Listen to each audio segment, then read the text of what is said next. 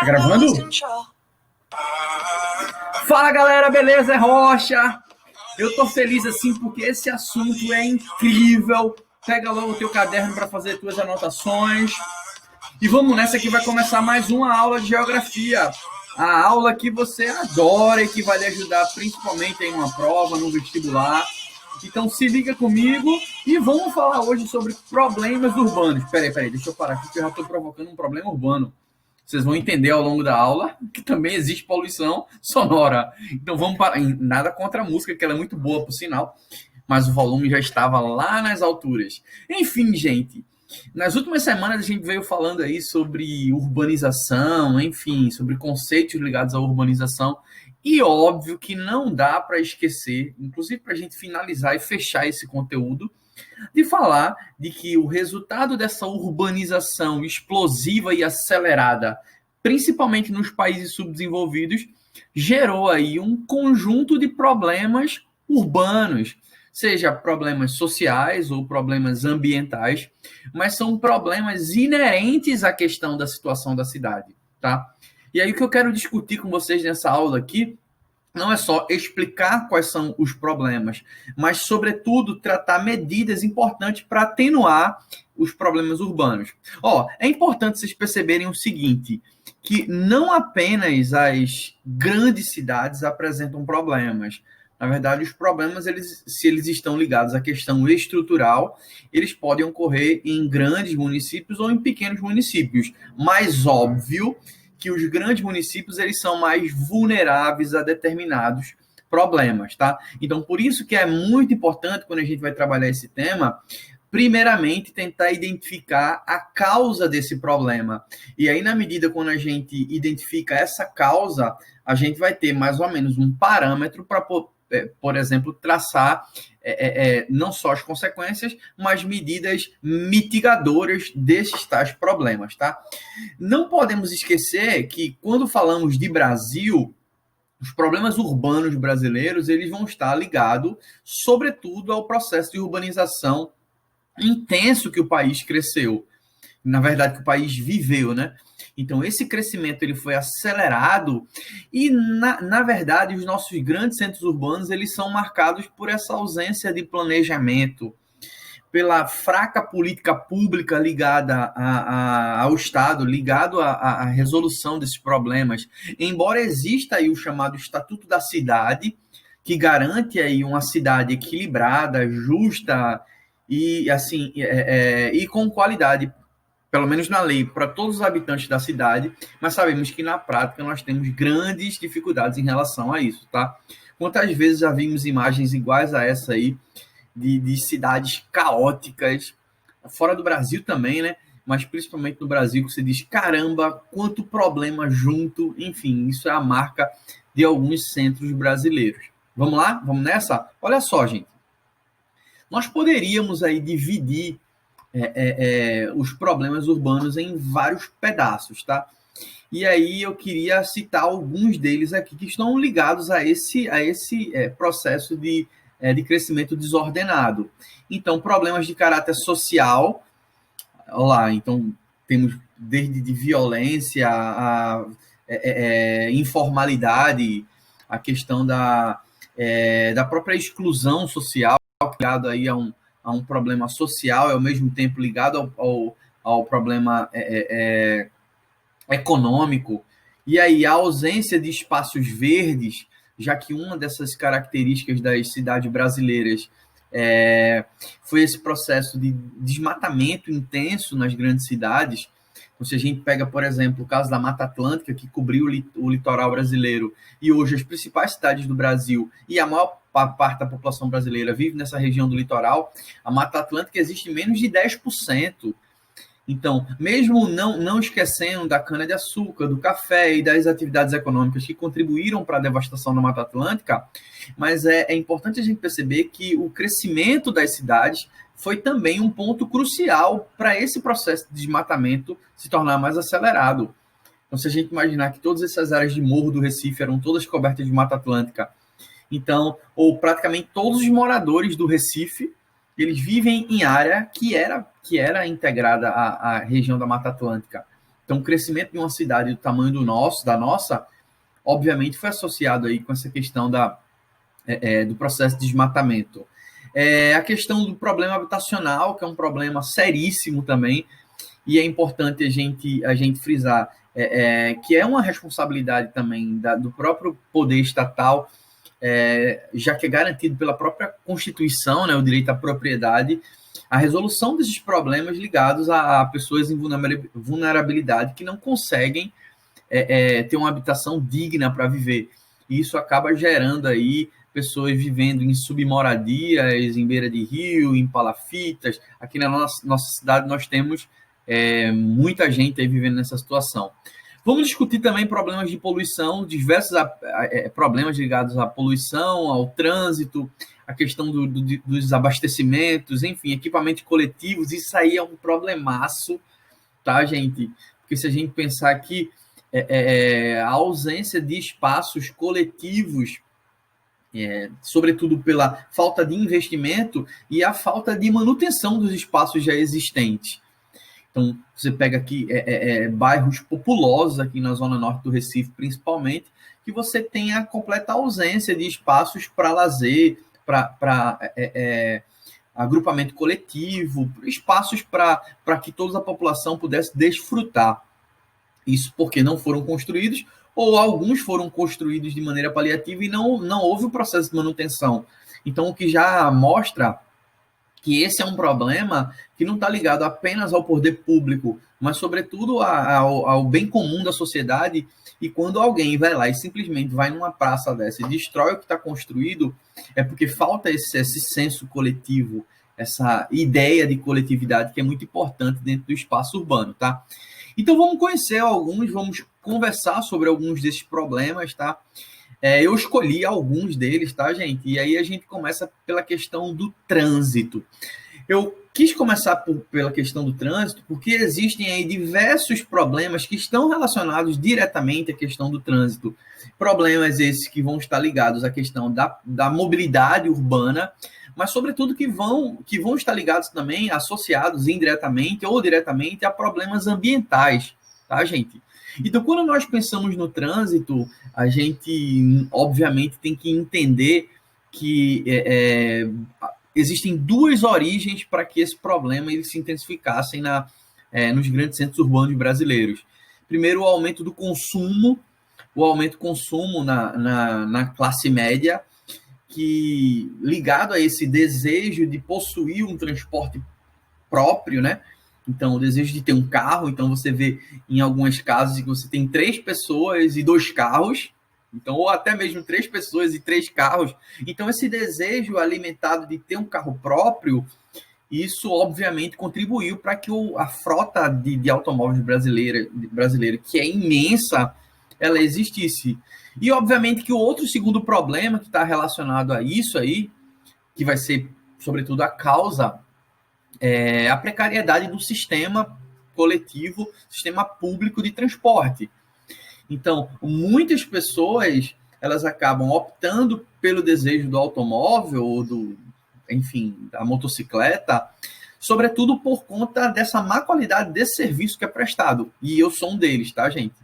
Particularmente, eu gosto de dirigir, mas eu acho que a maior parte dos motoristas, assim como eu, nós odiamos esses congestionamentos. E só para vocês terem uma ideia, eu trabalho próximo em algumas escolas, mas num período da tarde eu trabalho no outro município, que para mim seria muito interessante chegar lá, por exemplo, de metrô, tá? É possível, tem um metrô que passa perto, mas eu tenho um grande problema. Eu já tentei fazer isso algumas vezes. Para chegar no metrô, e principalmente esse sistema de integração, ônibus que demoram demais, eu já até pensei em ir de carro e deixar o carro na estação do metrô, para pegar o metrô para lá, e eu via muita dificuldade, até por ausência de estacionamentos próximos, até privado mesmo, que era muito difícil. Então, são problemas que fora do Brasil a gente já conseguiu, alguns países já conseguiram até resolver com esse problema de integração entre as diversas modais. então que favoreceram o transporte coletivo. Enquanto não houver um investimento, não só do ponto de vista da qualidade, mas, sobretudo, investimento nessa questão do aumento do status do transporte coletivo, como ocorre em outros países que muita gente se sente mais à vontade, mais confortável, inclusive, em pegar um transporte público, e isso acaba desestimulando na questão de possuir um automóvel próprio, tá? Então, são diversas coisas. Óbvio que se a gente for para a questão estrutural, isso também vai ser levado em consideração, já que muitas das nossas cidades, elas não estão preparadas para o volume de automóveis que vem crescendo a cada ano. Então, cidades com vias mais estreitas, e aí tentam fazer algumas mudanças no trânsito, enfim, mas acaba sendo um grande problema. Em relação às consequências disso, esses congestionamentos, você vai ter uma série de fatores ligados à saúde, enfim. Mas um dos primeiros aí que a gente não pode deixar de negar é a própria questão da poluição, que tem como uma das causas da poluição do ar, óbvio, essa questão do grande fluxo de automóveis, tá? E aí, buscando alternativas para essa questão de diminuir a grande circulação do interior nas cidades, dos automóveis, e aí eu coloquei alguns pontos específicos. Primeiro, tudo passa pela melhoria da rede de transporte público. Isso é, sem dúvida, fundamental, gente. Porque enquanto as pessoas precisam chegar no horário no trabalho, enquanto elas não se sentirem... eu não estou falando só de conforto, não. Eu estou falando, antes de qualquer coisa, de segurança, gente. Enquanto que essas pessoas não se sentirem seguras e terem uma qualidade assim eficiente para o transporte público, para se deslocarem para as suas atividades diárias, esse problema ele não vai ser resolvido, porque o sonho de todo mundo vai ser arrumar um emprego, juntar uma grana e comprar um automóvel, comprar uma moto. Então, alguns jovens, eles já, obviamente, principalmente fora do Brasil, já perderam esse desejo. Na verdade, eles nem ganharam. Então, se tu pega aí jovens da Alemanha, jovens enfim, Nova York, em outros lugares do Brasil, fora do Brasil, vocês vão perceber que a galera colocar na lista de prioridade um automóvel, obviamente, isso acaba ficando bem para mais tarde. Sem falar no seguinte, que hoje em dia existem algumas soluções. Quando a gente vai colocar na balança o custo de manter um automóvel, e hoje com tantos aplicativos que facilitam esse transporte, que facilitam o transporte individual de passageiro, eu já acredito que essa nova geração de jovens, por si só, porque já está relacionado com esse desejo já está um pouco menos relacionado com esse desejo de possuir um automóvel, e os aplicativos eles têm ajudado muito nisso, tá? Porque quando você coloca na balança o custo de manter um automóvel, o custo mensal, se você precisar de algum momento da sua semana, do seu dia, usar um automóvel e pegar no aplicativo, ele acaba sendo muito mais vantajoso. Reservar corredores para os transportes públicos. Vejam que isso já é feito aqui no Brasil. A gente tem até alguns exemplos aqui, tá, gente? E não só daquelas faixas azuis, que são corredores exclusivos para o transporte público, sobretudo ônibus e táxi, principalmente. Mas existe aí também a ideia do BRT, né? A ideia de montar um corredor exclusivo com um ônibus específico, embora muita gente que desenvolveu essa ideia do BRT critica esse projeto aqui dentro do Recife, porque em alguns momentos, em algumas vias, eles acabam se afunilando junto com automóveis normais, mas é uma ideia interessante, tá, gente? Eu posso até dar um exemplo clássico aqui, que você procura aí no Google, que foi o que foi feito em Bogotá, na Colômbia. Além de estabelecerem um grande investimento em transporte público, com corredores, que tornava o uso do ônibus até mais rápido para se chegar ao local de trabalho, eles acabaram incentivando através de ciclovias, ciclofaixas e outros investimentos importantes, elevando o status desses meios alternativos de transporte e baixando o status do automóvel, fazendo com que muita gente tivesse que se desfazer, porque disse, não é interessante ter um automóvel aqui em Bogotá. E eles melhoraram muito essa qualidade desse lance da mobilidade urbana.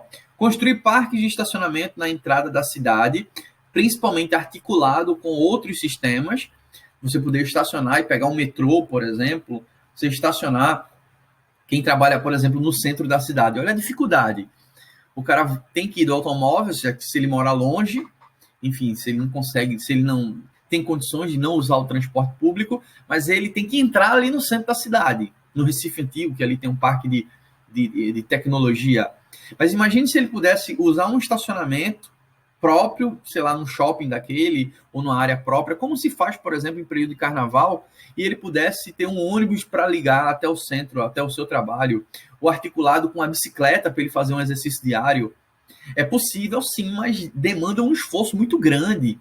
Então, se isso se tornasse realidade, esse processo de integração bicicleta, metrô, automóvel, as pessoas iriam encurtar as distâncias usando de automóveis, ok? Beleza? Construir vias periféricas que desviem da cidade o trânsito que a que ela não se destina.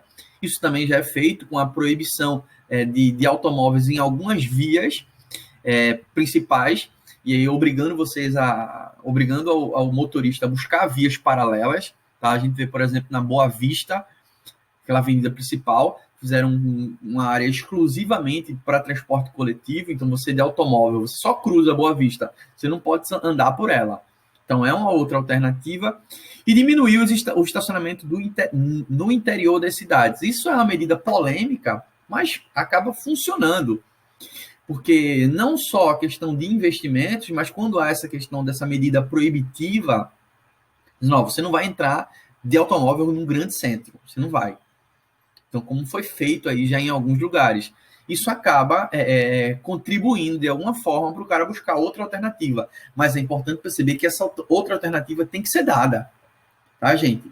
É necessário essa questão do investimento público no transporte coletivo. Eu lembro de uma cidade, não lembro agora o nome dela, na França, no interior da França, depois vocês dão uma procurada aí, em que a galera, o governo tinha uma grana lá para construir um estádio de futebol. E aí foi feita uma votação coletiva e junto com algumas empresas, a população da cidade, uma cidadezinha pequenininha francesa, escolheu não fazer um estádio de futebol e investiu dinheiro na compra de ônibus para fazer transporte coletivo gratuito. Então, o cidadão daquela pequena cidade, ele não ia ter um estádio de futebol ali, um ginásio de esporte, mas eles já estavam testando o uso gratuito de transporte para toda a população. Claro que é muito visionário, mas se a gente imaginar, é possível. Claro que ali é uma cidade relativamente menor. Tranquilo, gente? Entenderam? Vamos seguir aqui? Esse daí também seria uma das consequências desse problema do congestionamento dos automóveis, o grande fluxo de automóvel nas grandes cidades. Mas é importante a gente perceber que as cidades elas surgiram principalmente em unidades fabris, fábricas deram início a grandes cidades no Brasil e no mundo. E hoje elas ainda, algumas delas permanecem. Mas isso aí é apenas um dos elementos complexos que provocam a poluição nas grandes cidades. E aí temos que listar esses 4 tipos de poluição, tá? Poluição do ar, provocado pelo fumo, enfim, indústria, combustão dos automóveis. Galera, isso é muito, muito sério, porque segundo a OMS, só para vocês terem uma ideia, cerca de 7 milhões de pessoas morrem todos os anos por doenças que foram ou ocasionadas ou agravadas pela má qualidade do ar. 7 milhões de pessoas. Então é um número muito alto. Isso porque essas micropartículas de poluentes, elas agravam não só problemas respiratórios, mas elas podem agravar problemas cardíacos, tá? Aumenta o estresse, uma série de coisas.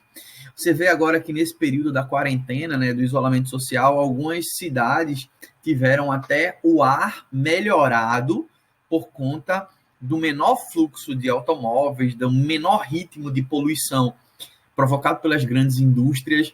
Eu lembro que algumas cidades indianas, elas estão podendo ver pela primeira vez em 30 anos, pela primeira vez, o topo do Everest a uns 200 quilômetros de distância.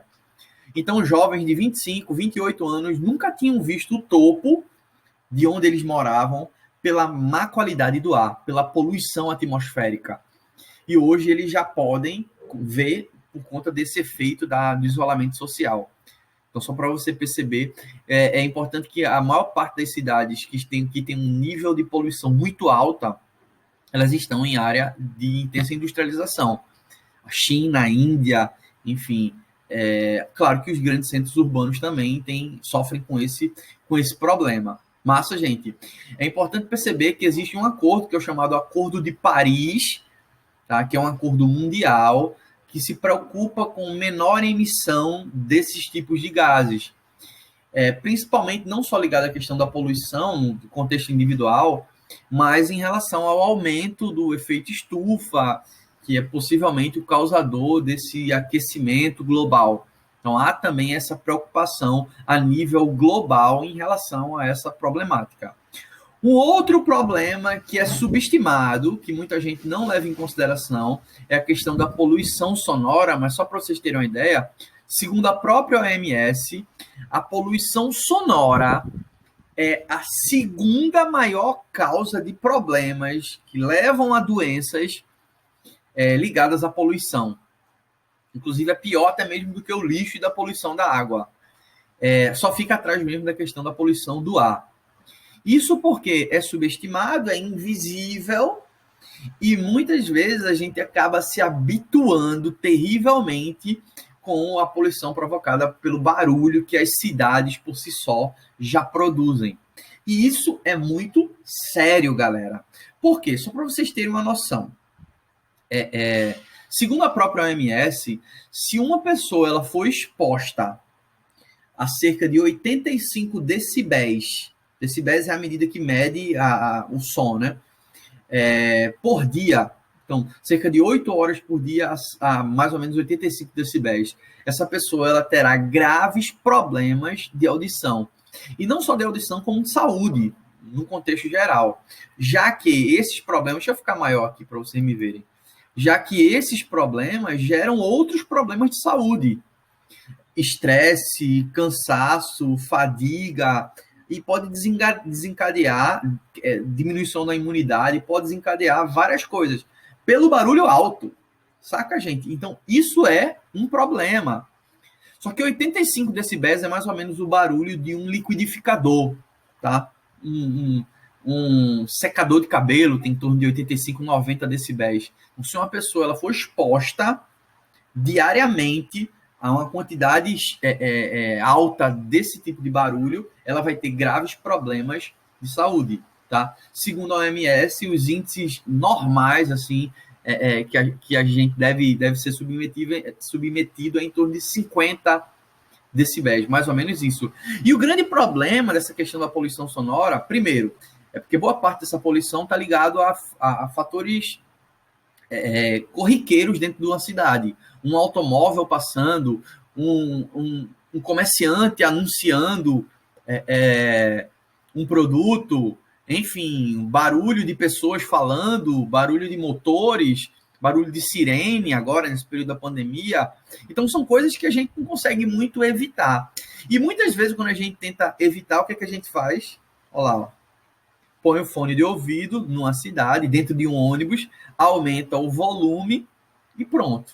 E aí, quando a gente percebe, a gente muitas vezes coloca no último volume, ouvindo a música, e a gente consegue só ouvir dessa forma. Mas tenta experimentar, chegar em casa, num dia tranquilo, e botar naquele último volume, no silêncio. Você vê, cara, é absurdo.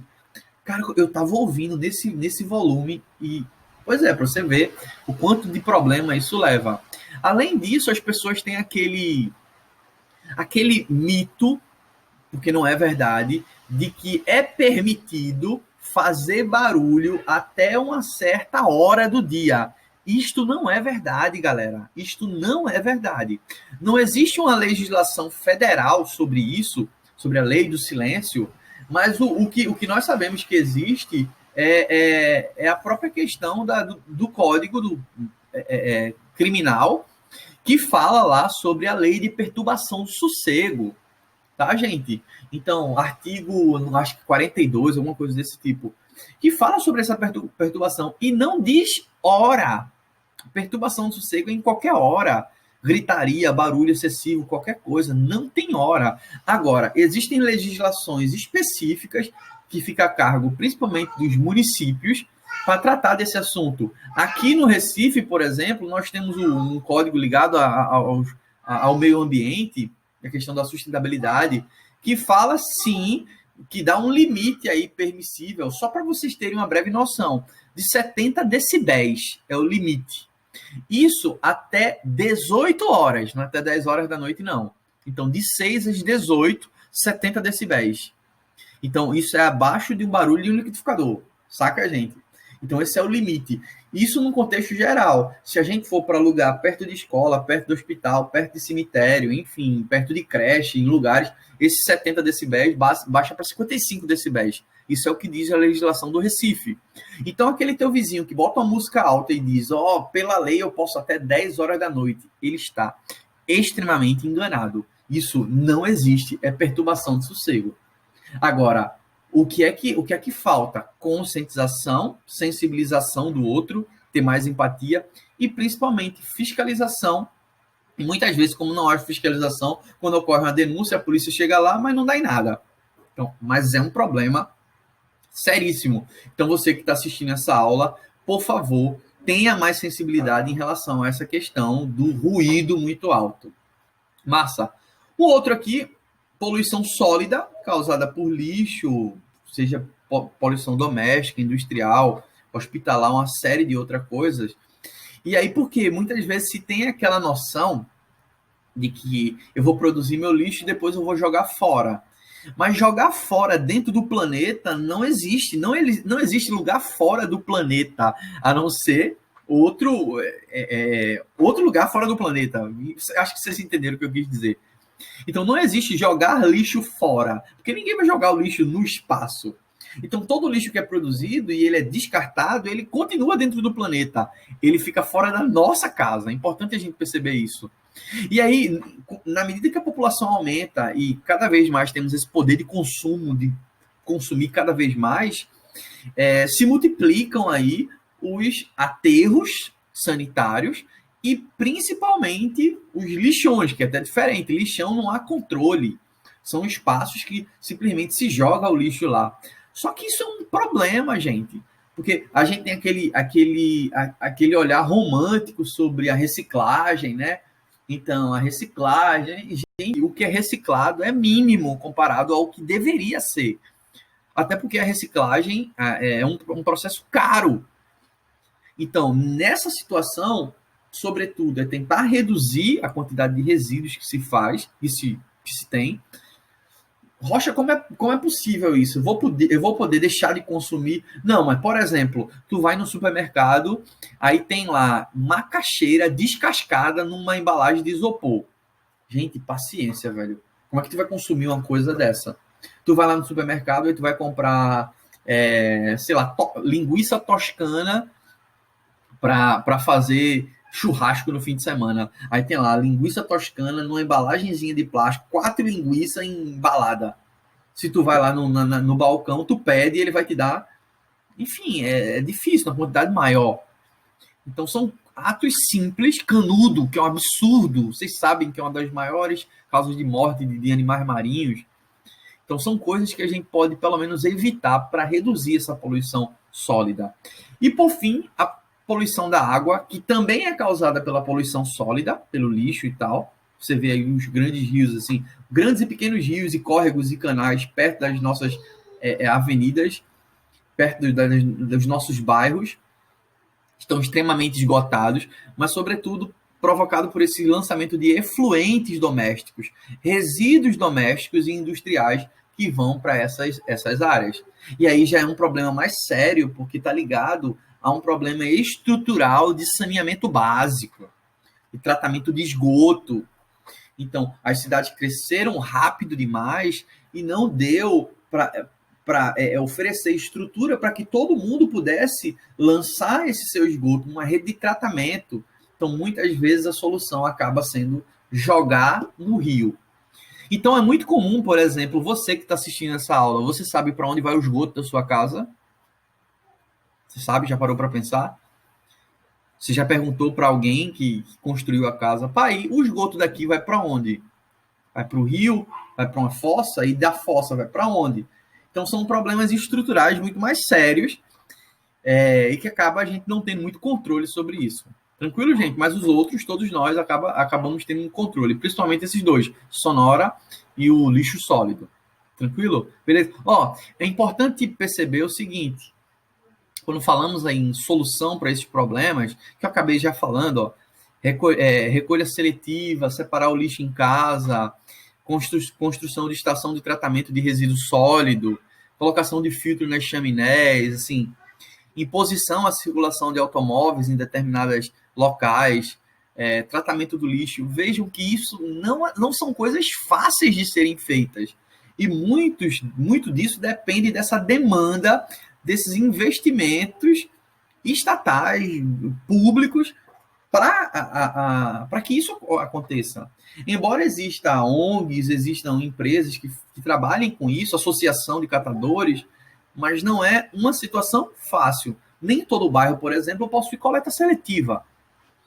Porém, na minha casa, por exemplo, aqui não passa coleta seletiva, mas eu separo o lixo.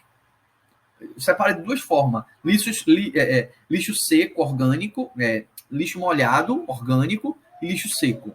Então, acabou o detergente, eu separo aquela coisinha ali. Acabou uma coisa de óleo, eu separo aquilo ali. E amarro. Aqui não tem coleta seletiva, mas quando chega no destino, no aterro sanitário, quem vai pegar aquele lixo, porque a gente tem a ideia de que o lixo é o lixo, ninguém vai mais tocar lá, né? Por isso que até aquela falta de empatia de quebrar um copo e o cara jogar de todo jeito no saco, sem saber que alguém pode meter a mão naquele lixo, ou que possivelmente alguém vai mexer no nosso lixo. Ainda tem esse lado.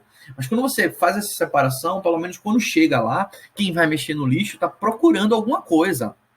Tá? Tá procurando alguma coisa ali que possa gerar dinheiro. Ok, gente? Então temos essa situação que é importante a gente perceber. Mas se você lembra, tem um documentário, cara, eu não lembro o nome dele agora.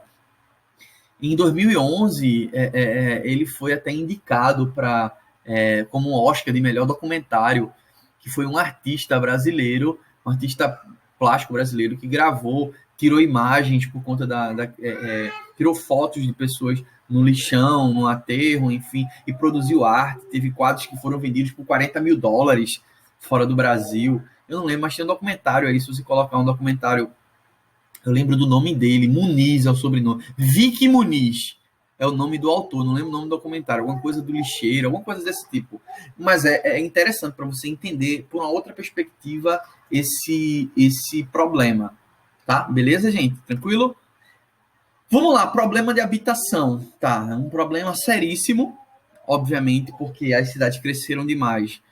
E nós tivemos aí esse problema de exclusão, de segregação, seja aquela segregação imposta, como grupos que chegam lá e investem nos alfavios, por exemplo, até sempre digo isso, ou seja, sobre aquela autossegregação, pessoas que por conta de não terem uma certa renda acabaram se segregando em lugares afastados das áreas centrais. Então ocuparam áreas de morro, como essa que você está vendo aí, margem de rio, e uma série de questões. Então muitos bairros surgiram dentro desse contexto, que é a chamada periferia. Então tem essa relação com a própria segregação econômica, tá, gente? E é um problema que o Estado ele tem que resolver. Ele tem que criar formas de tentar resolver isso. Então, esse aqui é um dos exemplos, tá, gente? Construção de um conjunto habitacional. Então, é um problema da cidade. A gente muitas vezes para e acha que é um problema de quem não tem casa. Não é um problema de quem não tem casa, é um problema urbano, é do conjunto, é do coletivo.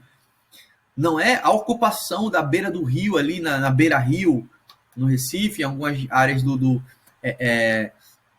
rio Capibaribe e tal, como a gente já vê alguns passeios de catamarã que mostram essas áreas. Aquilo não é um problema somente de quem está ali. É um problema coletivo, do social, do poder público. Só que muitas vezes essas pessoas elas vivem numa situação de invisibilidade. A cidade dá as costas, já que elas estão muitas vezes na beira de rio, a cidade dá as costas para essa população e o Estado finge que não aconteceu nada, que tá tudo, enfim, está tudo bem. E isso é um problema sério. E aí, ó, reabilitar edifícios degradados. Você já parou para pensar quantos imóveis no Recife, só lá na cidade, quantos imóveis no Recife estão abandonados? No centro ali tem um monte, velho. Tu anda no Recife antigo ali, tu tem um monte, tá? E por que essas pessoas que têm dívidas altíssimas com o Estado, com impostos, e aqueles imóveis não podem ser feito nada? E por que não pode dar um novo destino? Ah, talvez eu sei mais ou menos o que é. É porque está no centro histórico da cidade. Aí tu vai colocar sem teto ali? É um problema. Na verdade, eles já estão ali. Querendo ou não, ocupando ou não aqueles imóveis desocupados, mas já existe ali.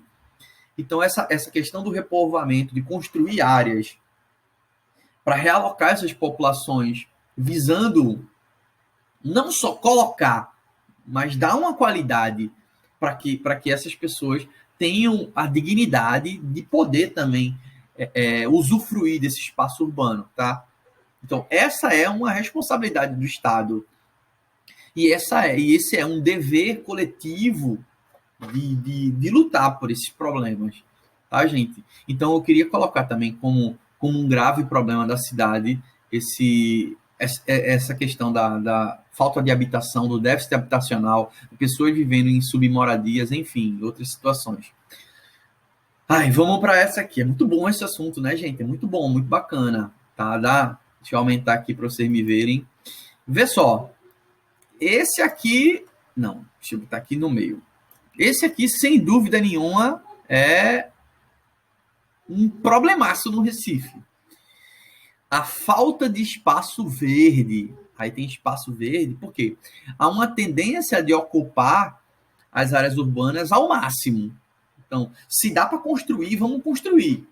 Quando eu volto para a rua onde eu cresci, onde meus pais moram, e aí eu vou caminhar ali na rua, os lugares onde eu jogava futebol quando eu era criança, os lugares que eu brincava de correr, que eu aprendi a andar de bicicleta, hoje que eram lugares terrenos, hoje tudo virou casa, não tem espaço. Casa e primeiro andar, né? Processo de verticalização. Então, só que a presença do espaço verde dentro das áreas urbanas, ela não é só uma questão de beleza, ela é uma questão de necessidade, gente.